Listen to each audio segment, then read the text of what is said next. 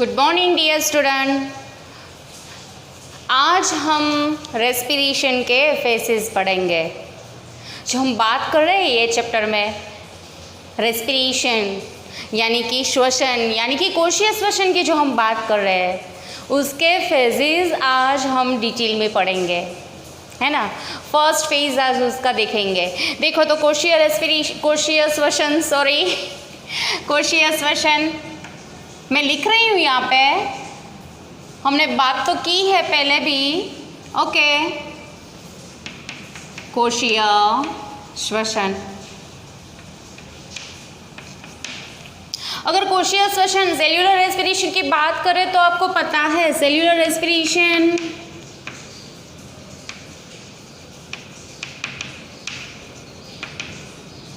उसके दो types oxygen की प्रेजेंस में होगा तो एरोबिक रेस्पिरेशन, अगर ऑक्सीजन नहीं है तो anaerobic respiration. There are two types, aerobic and anaerobic respiration, okay.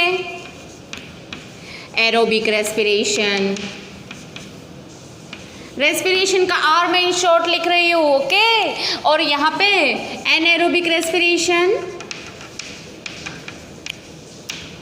ये क्या हो गया, जारक श्वसन, और ये अजारक श्वसन। अब आपको बोला ना अभी जारक श्वसन यानी कि ऑक्सीजन की प्रेजेंस में होगा। कौन कौन से फेजेस है उसके?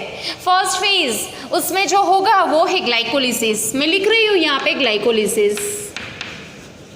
गुजराती में भी ऐसे ही लिखूंगी मैं, ग्लाइकोलिसिस चलेगा ना, ओके। ग्लाइकोलिसिस यहाँ पे भी फर्स्ट फेज कौन सा है, ग्लाइकोलिसिस ही होगा।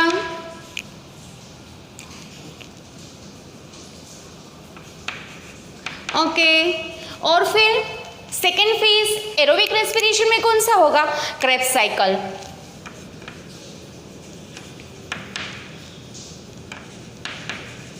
और लास्ट में ऑक्सीडेटिव फॉस्फोराइलेशन।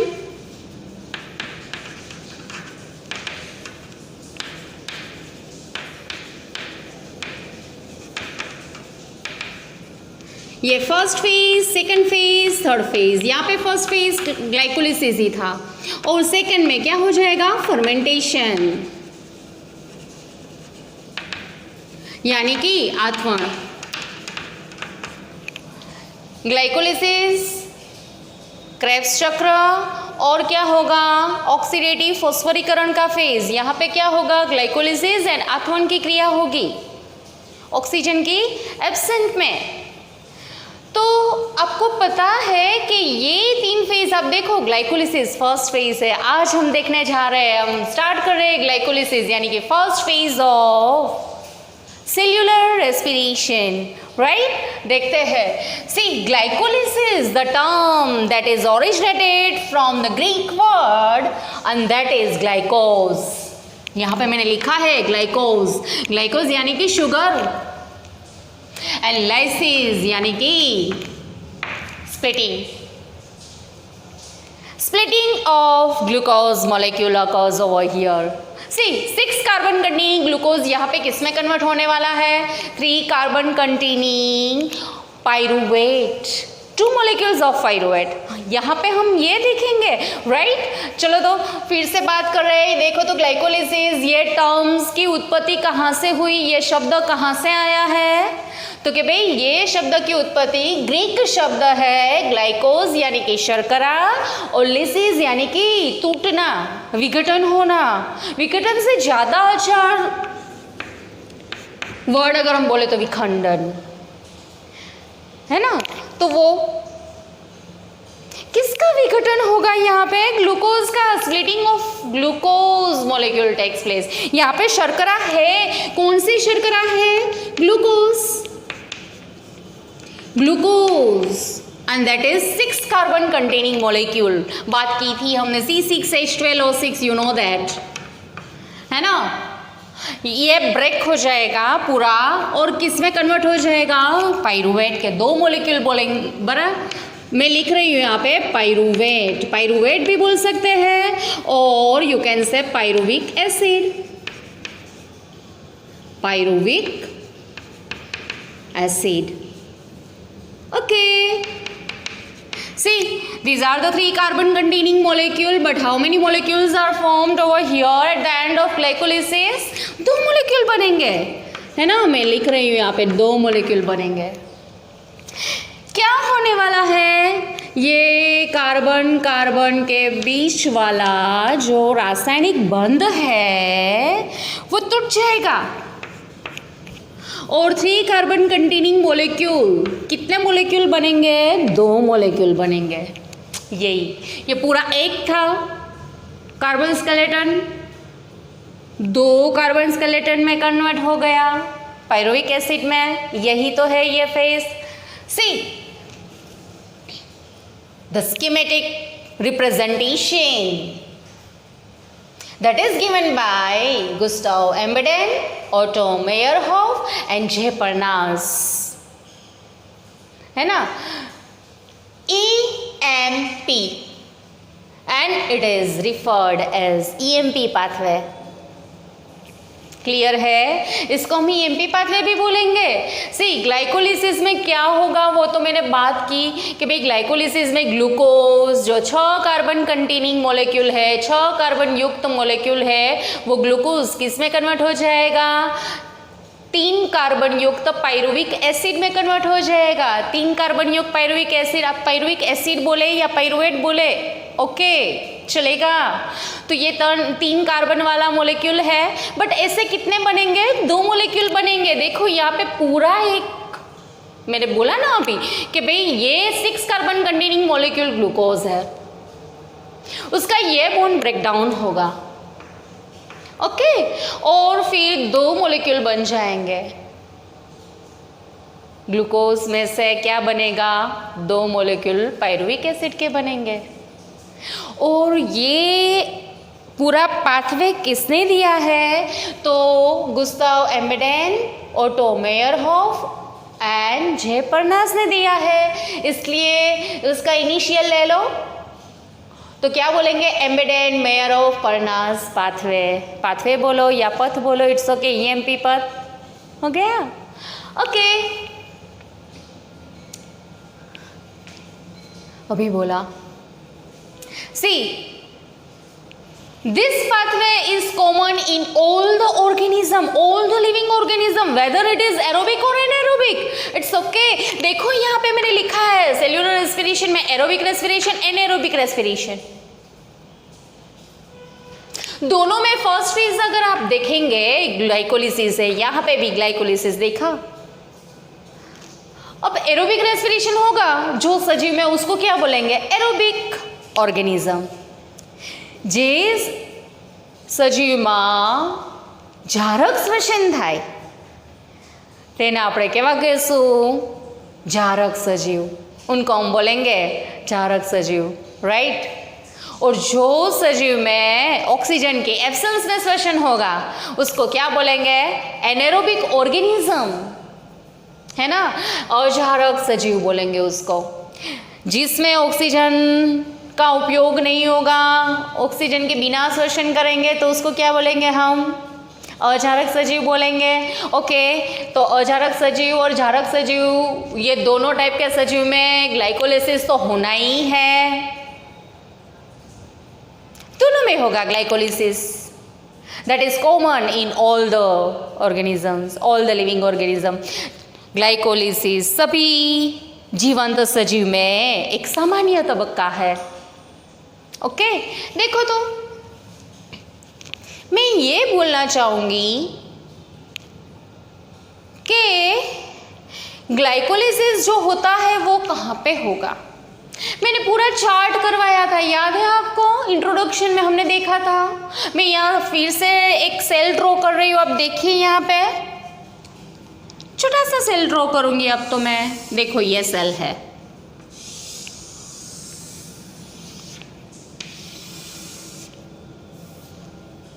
ओके यहाँ पे ये ग्लूकोज किस में कन्वर्ट होने वाला है? 2 पाइरुवेट में.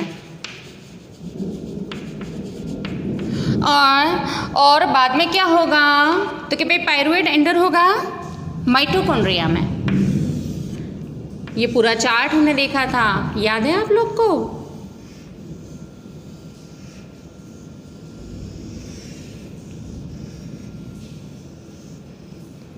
ओके, देखिए, और ये दो पाइरुवेट अंदर जाके फिर उसका क्या होने वाला था, तो यू नो दैट कि दो मॉलिक्यूल बने थे, दो क्रेब्स साइकिल होने वाले थे यहाँ पे,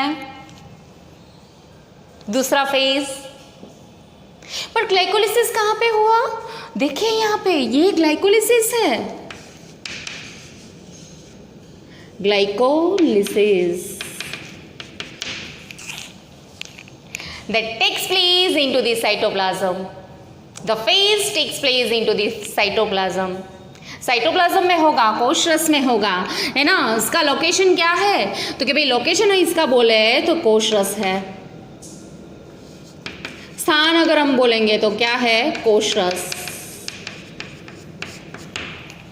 साइटोप्लाज्म में होगा। लोकेशन में यहाँ पे लिख रही हूँ, देखिए, location of this phase is cytoplasm. See cytoplasm में कहाँ पे, साइटोप्लाज्म में साइटोप्लाज्मिक मैट्रिक्स में गर्ल्स, साइटोप्लाज्मिक मैट्रिक्स में होगा, यानी कि साइटोसोल में होगा, कोई भी अंगिका के अंदर नहीं होने वाला है ना। तो मैं लिख रही हूँ यहाँ पे साइटोप्लाज्म, यानी कि मैं कह रही हूँ इसमें भी अगर हम बात करें तो साइटोप्लाज्मिक मैट्रिक्स, यानी कि कोशरस आधारक में होगा,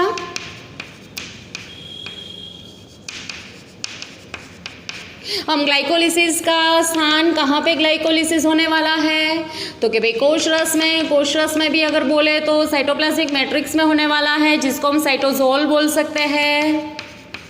ओके, क्या होगा ये फेज के दरमियान, कहाँ से पहले तो ग्लूकोज मिलेगा वो देखना पड़ेगा हमें। ग्लूकोज कहाँ से मिलेगा, अगर हम plant, see we are discussing about respiration in plants, हमें तो प्लांट्स में देखना है, प्लांट्स में ग्लूकोज कहाँ से आएगा, है ना। Then glucose derived from the sucrose and that is the end product of photosynthesis. Is it true, no. क्या फोटोसिंथेसिस के लास्ट प्रोडक्ट सुक्रोज है, नहीं है। आपको पता है, मैंने समझाया था ना, फिर से देख लेते हैं, लिसन। यहाँ पे मैं ड्रॉ कर रही हूँ, फिर वापस मैं वाइप कर दूंगी, रखना नहीं है हमें। देखो हमने देखा था पहले, देखो फिर से मैं यहाँ पे ड्रॉ कर रही हूँ, ये प्लांट,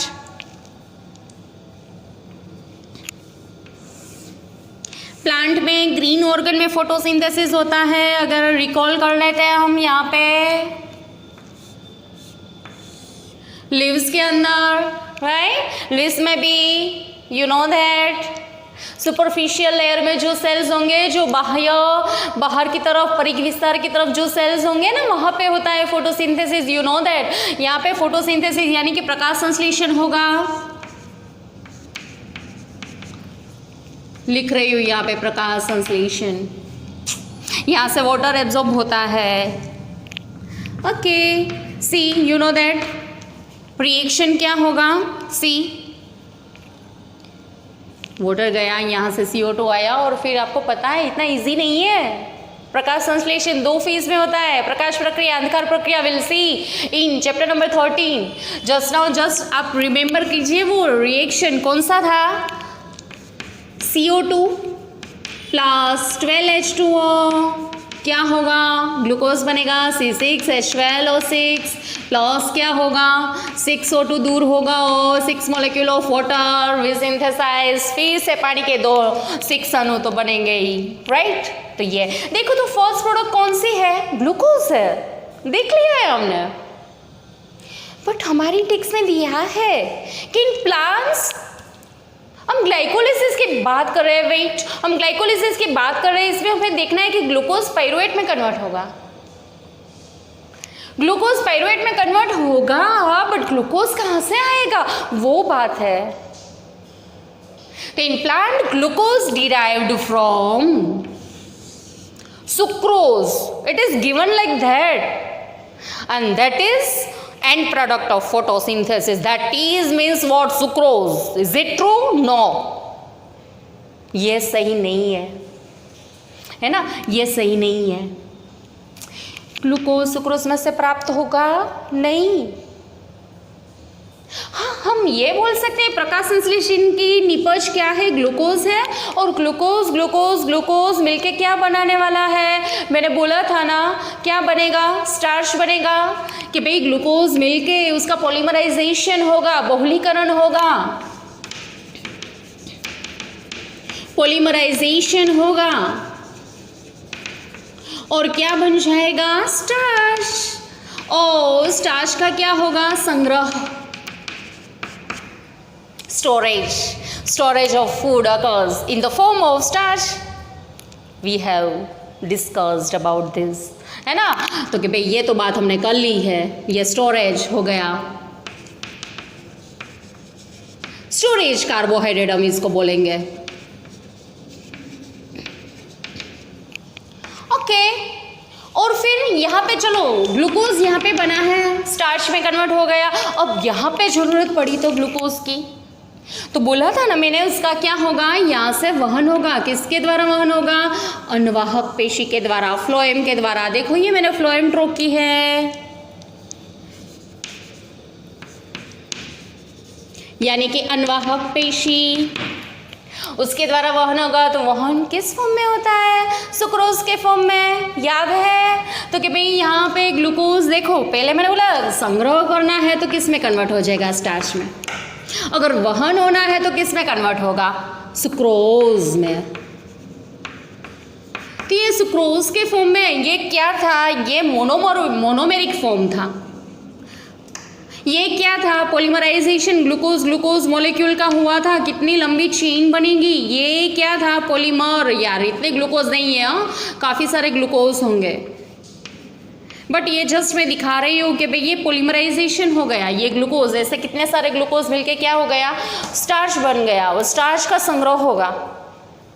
बट यहाँ पे अगर ऑक्सीडेशन के लिए फूड चाहिए तो क्या होगा, तो कि भाई अगेन अगर स्टोरेज फूड है तो उसमें से या फिर ग्लूकोज और फ्रुक्टोज जुड़ के, ग्लूकोज का आइसोमर है फ्रुक्टोज, फ्रुक्टोज एंड ग्लूकोज दोनों मिलके क्या बन जाएगा, सुक्रोज। सुक्रोज डायमेरिक फॉर्म है, नॉन रिड्यूसिंग शुगर। यही फॉर्म में खुराक का वहन होगा, फूड का वहन होगा। तो यहाँ से जाएगा ये सुक्रोज इस तरफ, और यहाँ पे ये सुक्रोज सोच लीजिए कि यहाँ के सेल में पहुँच गया है ये सुक्रोज, और सुक्रोज किस में ब्रेक डाउन होगा, ये सुक्रोज है, sucrose broken down into the 2 monosaccharides with the help of invertase enzyme, sucrase enzyme भी बोल सकते हैं उसको, है ना। सुक्रोज यहाँ पे पहुँचा है, और सुक्रोज वो तो डायमेरिक फॉर्म है, तो ये डायमेरिक फॉर्म है, वो किस में कन्वर्ट हो जाएगा, तो कि भाई एक ग्लूकोज मोलिक्यूल बनेगा और क्या बनेगा, फ्रुक्टोज। ओके, ये फ्रुक्टोज बन गया। देखो ये मोनोमेरिक फॉर्म, ये मोनोमेरिक फॉर्म, दोनों एक दूसरे के आइसोमर है, दोनों एक दूसरे के समघटक है ना। ये दोनों एक दूसरे के क्या है, समघटक है, आइसोमर गर्ल्स। ओके, देखो ये मोनोमेरिक फॉर्म में कन्वर्ट हो गया, कौन से एंजाइम की हेल्प से, इन्वर्टेज। यहाँ पे लिख रही हूँ मैं इन्वर्टेज,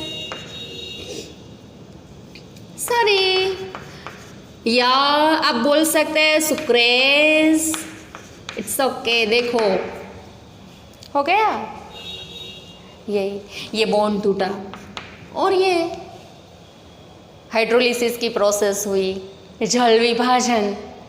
यस, मुझे लिखना चाहिए यहाँ पे कि ये ब्रेकडाउन हुआ है, ये बॉन्ड, जल विभाजन, हाइड्रोलिसिस की प्रोसेस हुई, H2O ऐड हुआ है यहाँ पे, हाइड्रोलिसिस की प्रोसेस बोलेंगे। Yes, okay.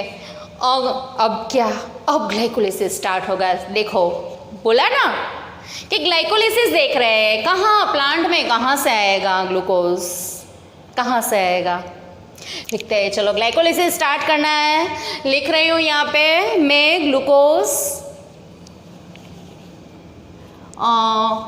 थोड़ा यहाँ पे लिखना पड़ेगा मुझे दूर। ग्लूकोज कहाँ से आया? सुक्रोज में से। और कहाँ से आ सकता है? स्टार्च में से, स्टोरेज फूड में से भी ग्लूकोज मिल सकता है, राइट? तो मैं लिख रही हूं यहाँ पे फ्रॉम सुक्रोज।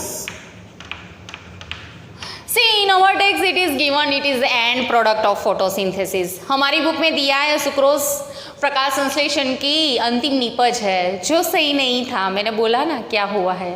ओके, ये सुक्रोज में से प्राप्त हुआ, means this is the end product of photosynthesis. मैं लिख रही हूँ, टेक्स्ट में लिखा है इसलिए हम यही लिखेंगे यहाँ पे।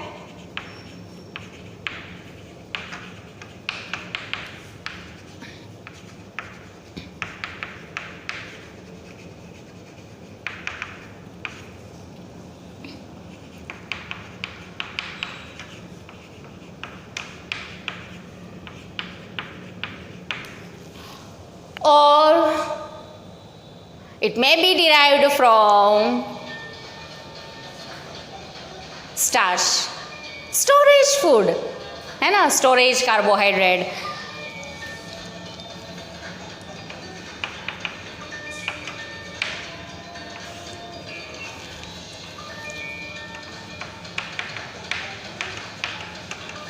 स्टोरेज कार्बोहाइड्रेट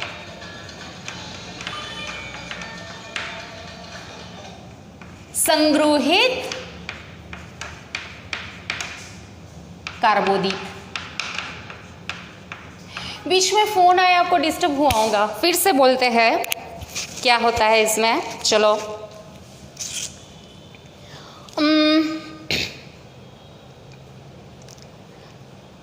ग्लाइकोलिसिस के लिए ग्लूकोज कहाँ से मिलेगा?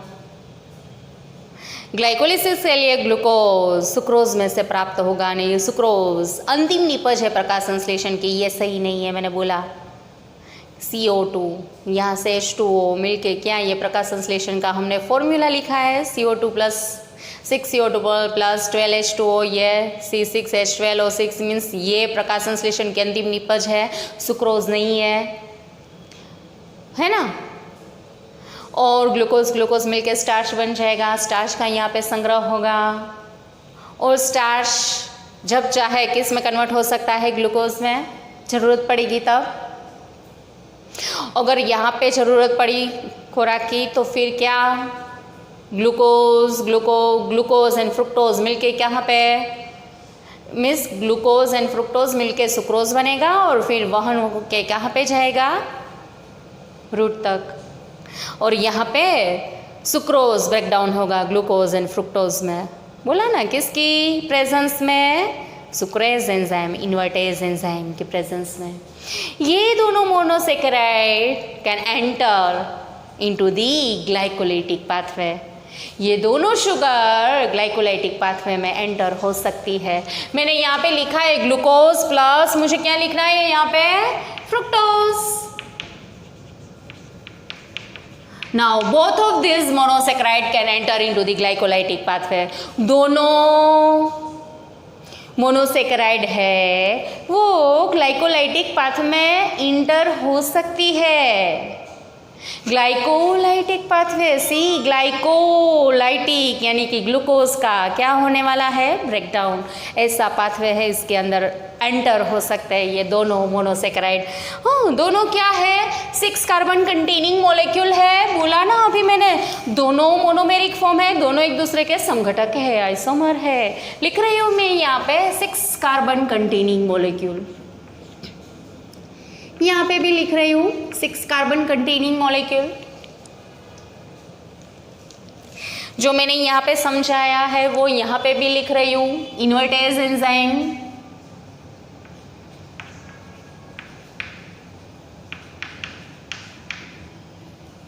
ओके, देखते हैं आगे क्या होगा।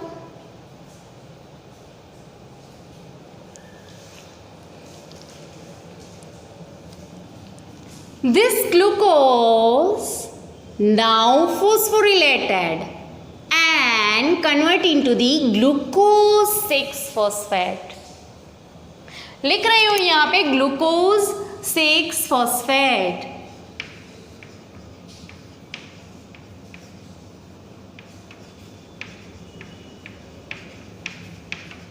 See, phosphorylation of glucose occurs over here in the presence of hexokinase enzyme. यहाँ पे मैं लिख रही हूँ हेक्सोकाइनेज एंजाइम.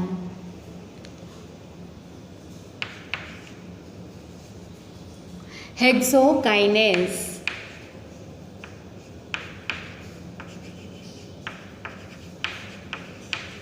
एंजाइम की प्रेजेंस में. अगर मैं गुजराती में लिखूंगी तो यही लिखूंगी, देखो हेक्सोकाइनेज. चलेगा ना अगर मैं यही लिख दूँ तो? लिखूंगी. ओके, चलो आगे चलते हैं. तो अभी हमारे टेक्स्ट में दिया है glucose and fructose both of them phosphorylated and convert into the glucose 6-phosphate. But listen, actually glucose का फॉस्फोरिलेशन हुआ. ग्लूकोज यानी कि 6 कार्बन कंटेनिंग मॉलिक्यूल यहाँ पे मैं ड्रॉ कर रही हूँ. ये carbon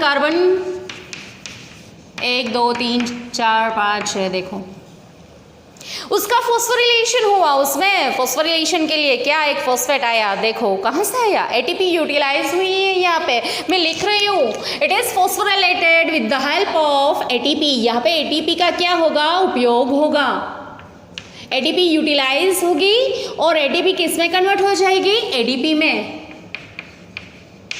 ATP adenosine triphosphate 3 phosphate थे. एक फॉस्फेट किसको दे दिया, एटीपी ने.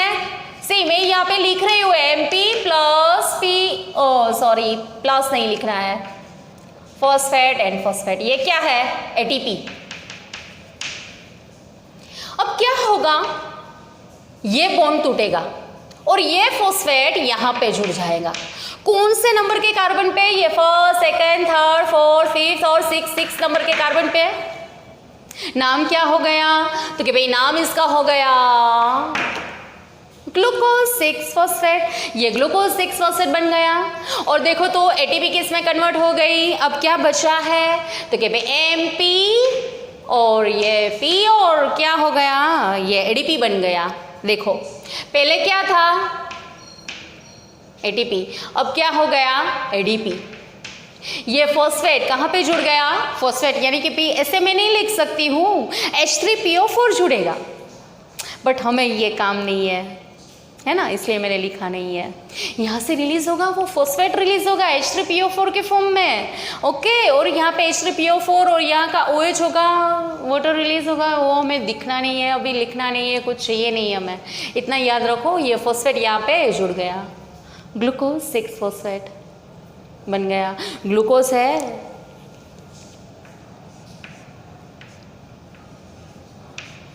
ये ग्लूकोज है. OH यहाँ पे H होगा, HOH HOH HOH. पूरा लिख नहीं रही हूँ स्ट्रक्चर. अल्डोज शुगर है तो ये अल्डिहाइड ग्रुप होगा, ये ग्लूकोज